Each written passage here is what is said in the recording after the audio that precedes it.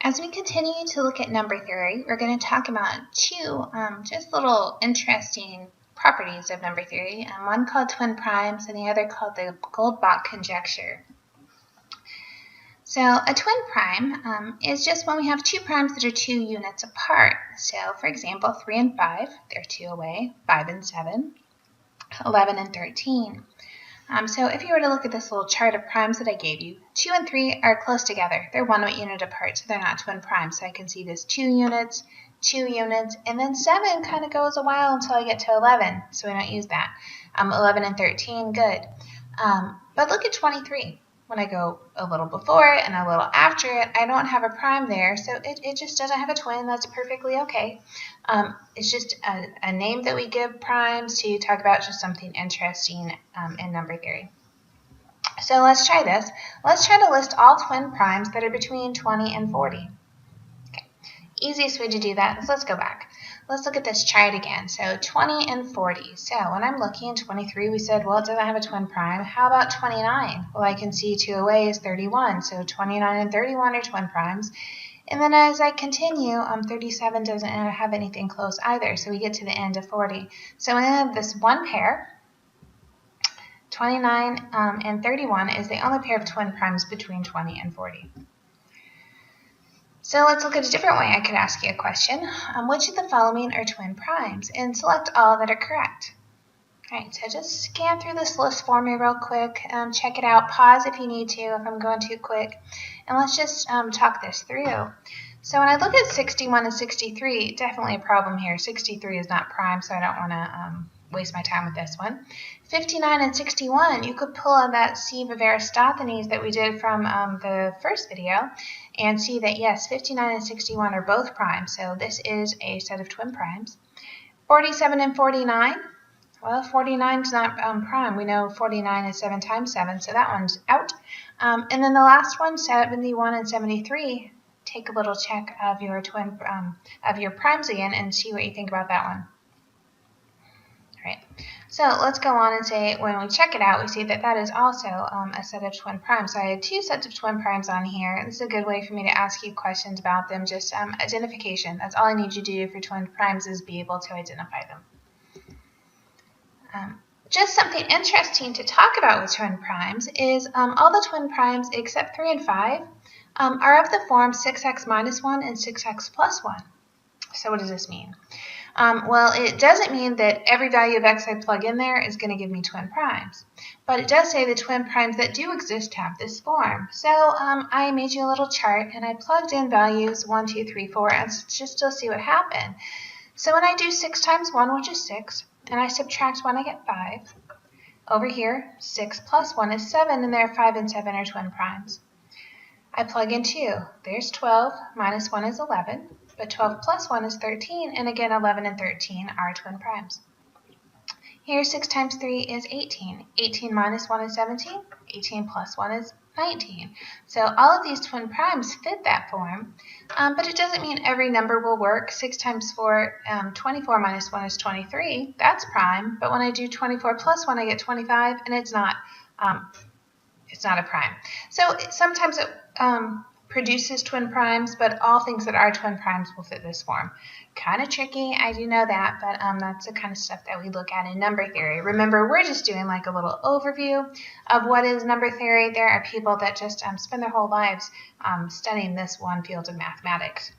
So let's talk about one person that was really into number theory, and this is Christian Goldbach. So the Goldbach conjecture.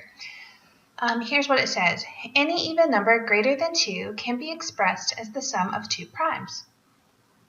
Okay, so it says if I have an even number, I can write it as the sum of 2 primes. That's Goldbach's conjecture. And let's talk a little bit about Christian Goldbach. So Christian Goldbach wrote this actually in a side margin of a letter he was writing to Leonhard Euler. So this is a very long time ago. Leonhard Euler, I would say, is, I don't know, definitely top 10 of greatest mathematicians that ever lived, probably top 5. He was a Swiss mathematician, but they both ended up being in about the same place in Russia. Christian Goldbach is actually older than Euler, so he probably at the time didn't realize how great Euler was going to be and how renowned he was, but he did know he was a great mathematician.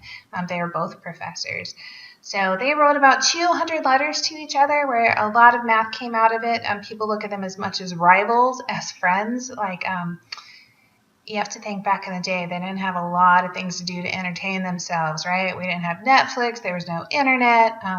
We didn't even have those things when I was in college, so don't judge.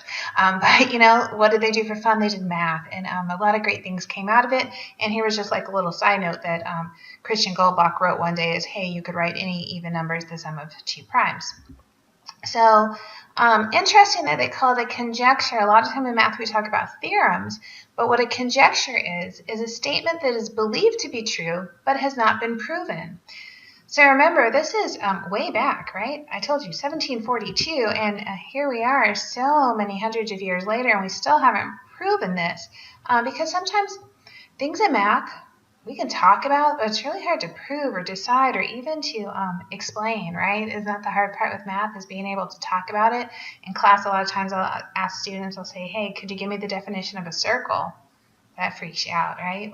It's round, but how would you really say it? So math is tricky that way, and so sometimes you will come across these things that we just know they're true. We call it a conjecture. If somebody could prove it be true, they could be a math rock star, right?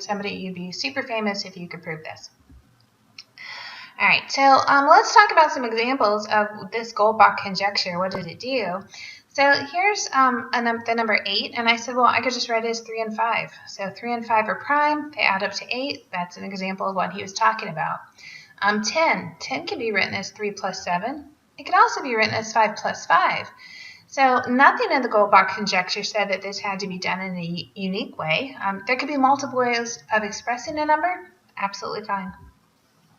So why don't you try these? I gave you 4 numbers here, and I want you to try to write these as the sum of 2 primes, and then come back and check. I wrote it a bunch of ways so that whatever you wrote, I should have it on the next slide too, but give yourself a minute, pause the video, don't rush yourself at all, and then come back and check what I wrote.